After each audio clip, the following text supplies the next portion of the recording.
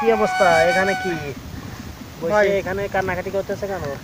ভাই আমাদের জানেন তো আপনি, ঘর বাড়ি সব ভেঙে গেছে নদীতে এক মিনিটের ভিতরে।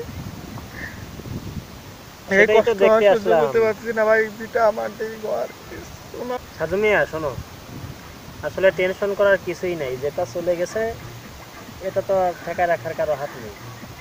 এখন তোমাদের এই গ্রামে নদী ভাঙনের ফলে যারা এরকম ঘর বাড়ি ভিটা মাটি হারিয়েছে, পাশেই ওই যে দেখছো না আশ্রয়ণ প্রকল্পের কাজ চলতেছিল হ্যাঁ কিছুদিন আগে। হ্যাঁ হ্যাঁ হ্যাঁ, ওই আশ্রয়ণটা রেডি হয়ে গেছে। এখন এই যে এখান থেকে যারা ঘর বাড়ি ভিটা মাটি হারিয়েছে তাদেরকে ওখানে ঘর বরাদ্দ দেওয়া হয়েছে এবং সেখানে তোমার নামও আছে। কাজেই তোমার কোনো সমস্যা নেই, তুমি ওখানে গিয়ে থাকতে পারো। ভাই আমাকেও থাকতে দিবে?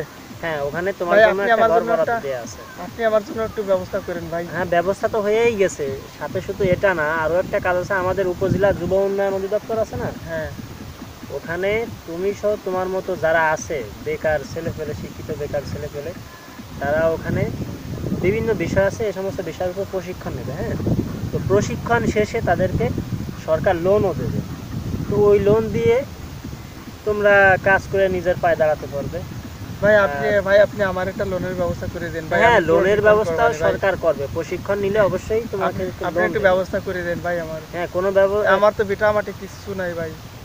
অবশ্যই কোনো সমস্যা নাই। তাহলে চলো, এখানে বসে কান্নাকাটি করে লাভ নেই, চলো। আচ্ছা ভাই, আপনাকে অনেক অনেক ধন্যবাদ ভাই। হ্যাঁ, ওঠো।